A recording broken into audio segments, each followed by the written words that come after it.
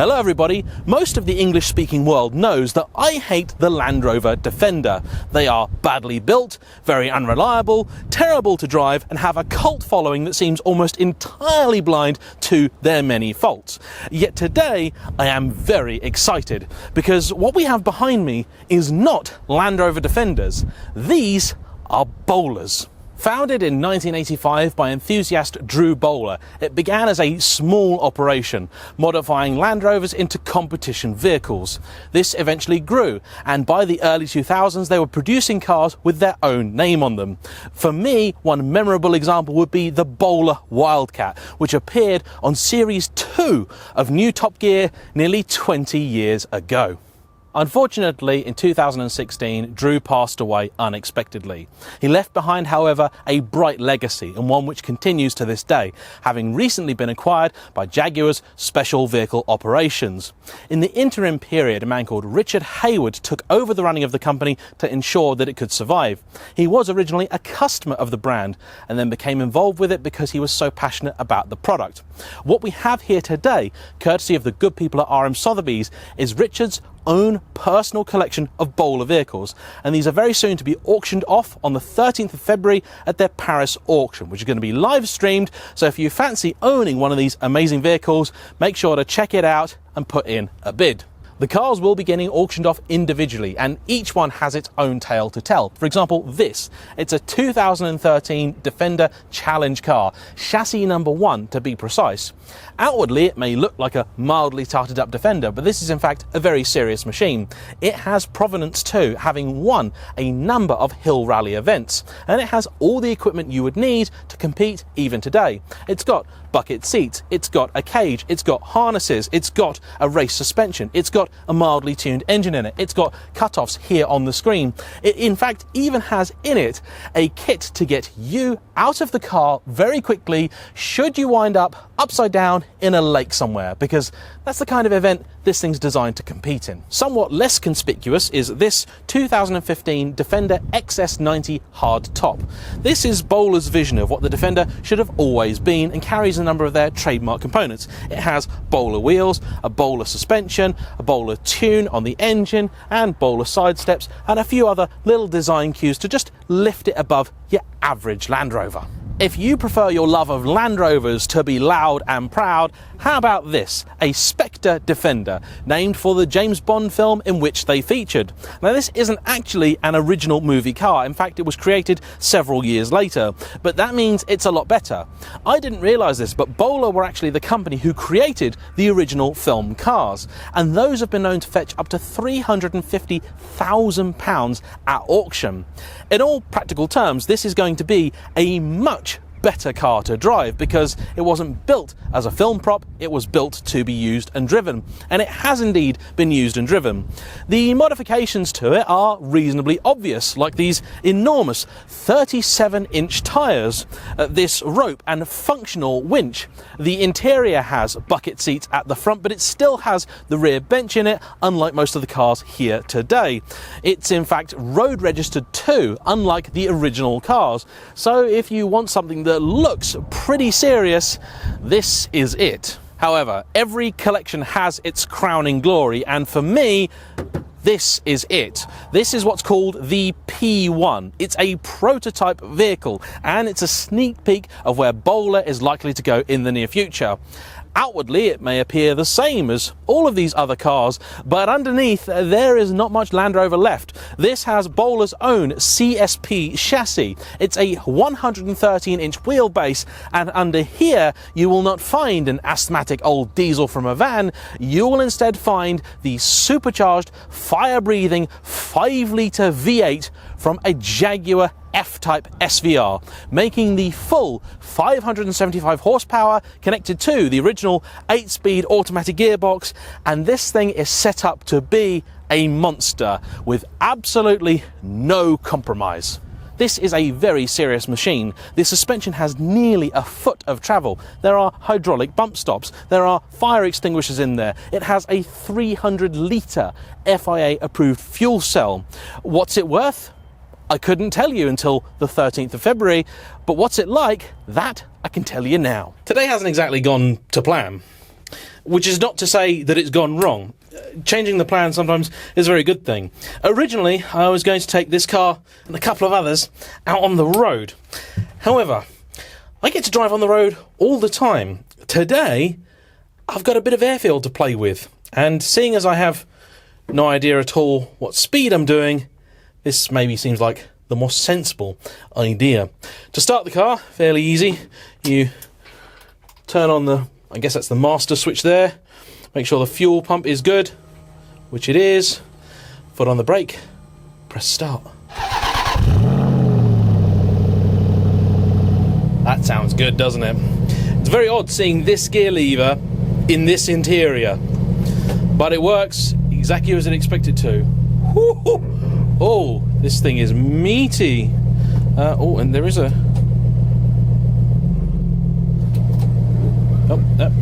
there is a electric parking brake, believe it or not, because this thing will have the guts from a regular sort of, I guess, Range Rover or F-Pace or something. I'm going to take it easy to get started with, just bimble around, see what she can do. Let's do some consumer advice. What's the turning circle like?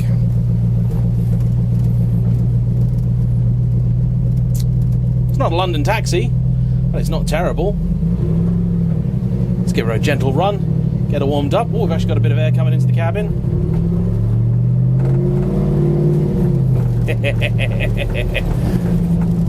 Oh, this is fun.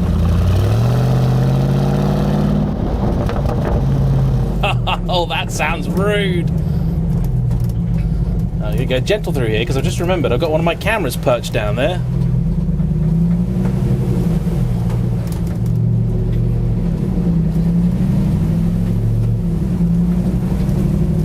Let's give her a little bit more of a tickle.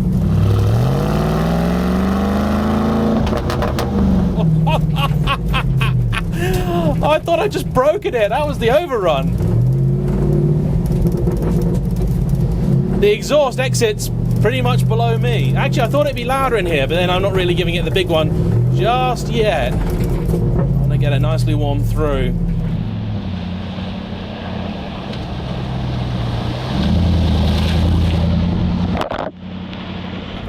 Then we'll give it a standing start, see what happens.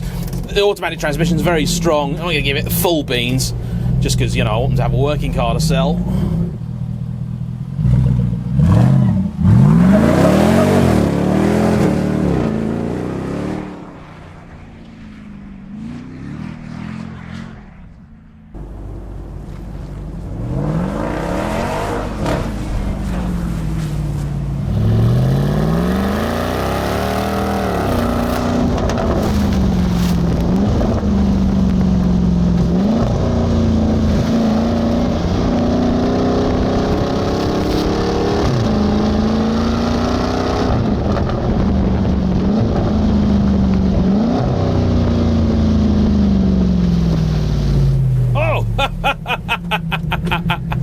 Oh yeah.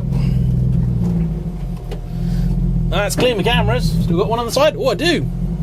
Probably drowned now, poor thing.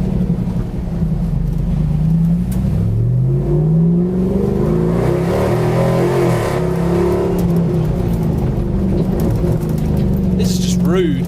I tell you, it's incredibly well damped. I mean, look at this surface. This is absolutely atrocious. This thing just does not care. Brakes, they work. I mean, it's slippy out there, really slippy. Got the Spectre over there as well. Should we have a go in that in a minute? Yeah, I think we should. Okay. Sport mode, standing start, Bowler P1 prototype race car. Up here, rally stickers telling it's passed scrutineering 2017. Faint whiff of fuel, just the right amount, not a worrying amount, just the right amount, because I doubt this has got a catalytic converter on it. Oh, plenty of air coming in from the outside, actually. That's really nice. Let's go.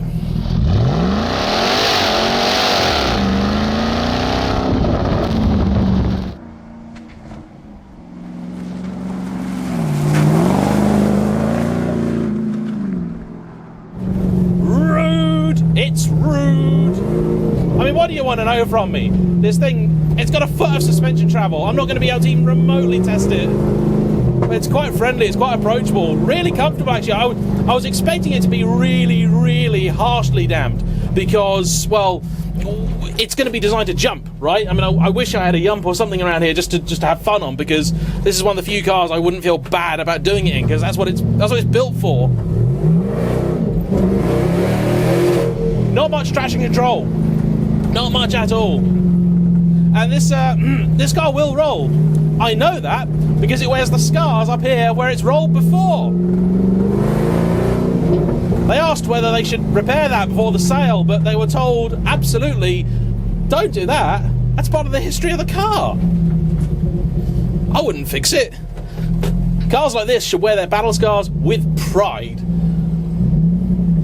And this thing, I'm afraid if you're looking for an in-depth review, I really can't give you anything anymore beyond...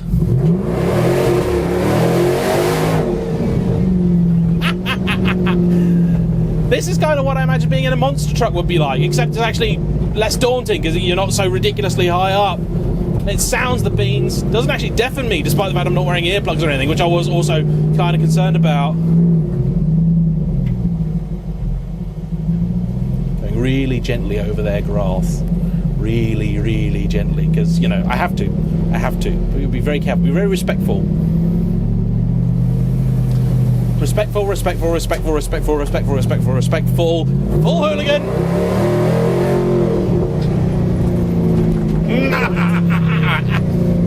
I know who should buy this. Skeletor.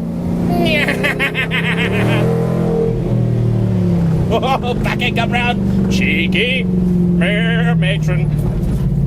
Anyway.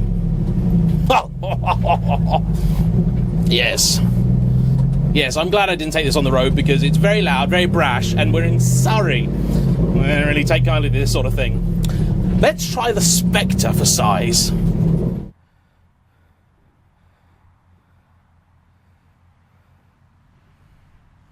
Should really tell you everything you need to know about the car that I've just been in, that this then actually feels like a relatively luxurious interior.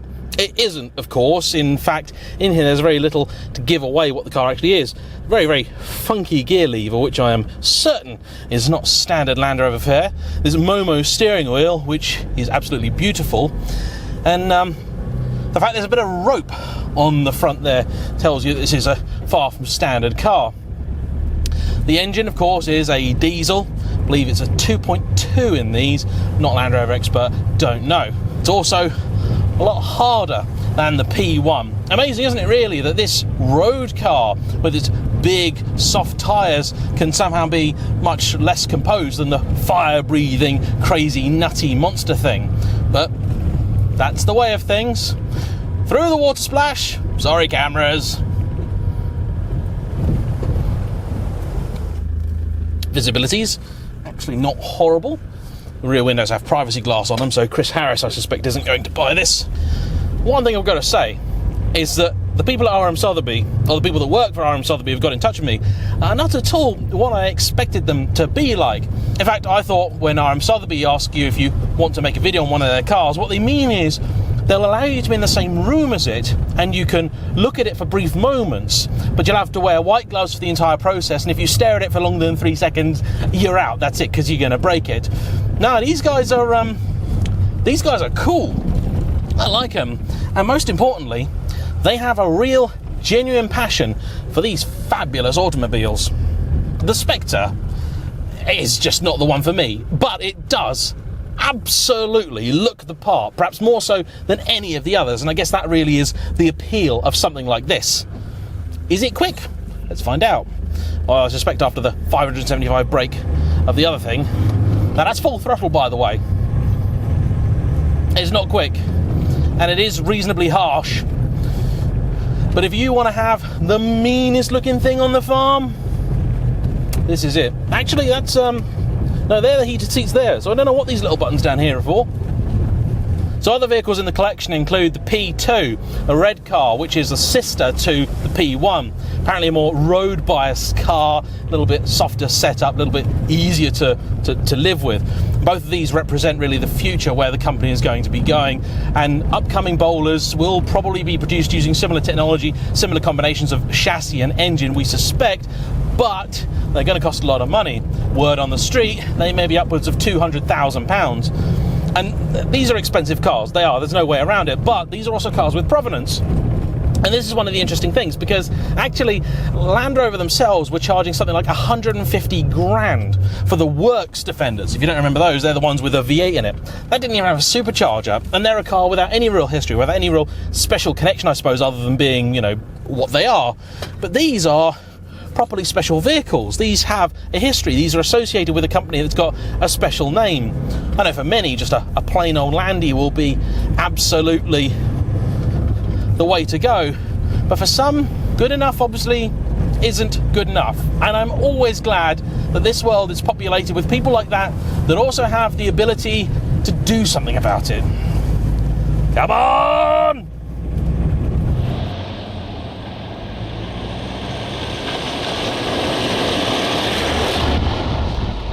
And now, as a bit of a palate cleanser before we finish the video, I'll drive this little Defender 90 Xs Hardtop.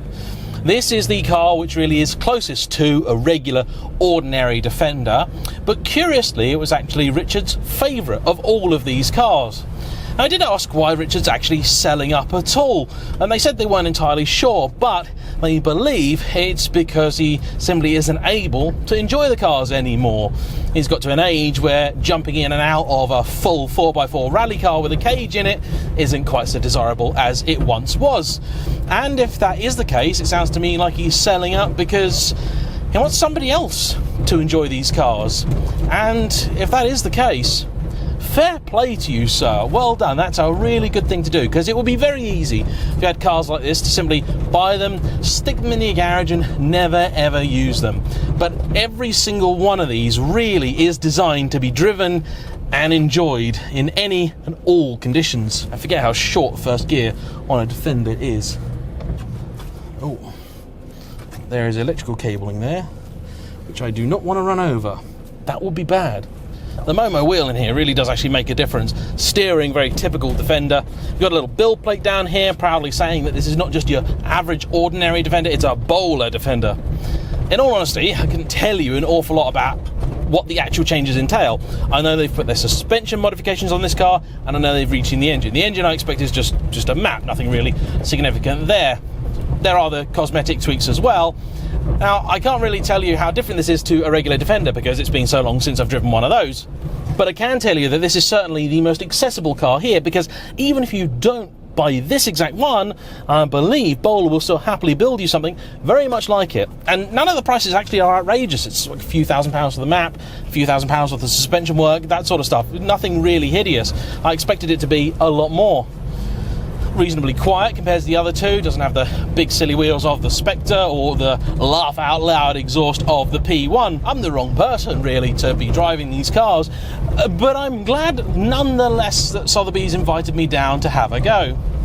Always worry when I see a fire truck on an airfield with planes coming in and out, driving that Spectre thing around. You really do feel like you're on a film set. That's going to be the appeal of a lot of these cars. I can understand why you'd buy them more for their aesthetics than their actual capability, until you get to the full rally cars, of course. I'd be absolutely lying if I said I was in love with this particular car, because I'm simply not. It's still too much Defender for me. But the other ones, the P1 in particular, what a thing that is. These guys also have a love for the V6, which uses an F-Type V6. It's a very similar thing, quite a wild car, but still based, I think, somewhat on Defender chassis. But overall, you know something? I still don't love Defenders, but I quite like Bowlers. Thanks for watching, and remember, if you would like the chance to buy one of these lovely cars, check out the RM Sotheby auction. It's a live stream from Paris on the 13th of February. I regrettably will not be bidding because I have recently bought something very stupid myself. But more on that in another video. For now, see you for the next one. Bye-bye.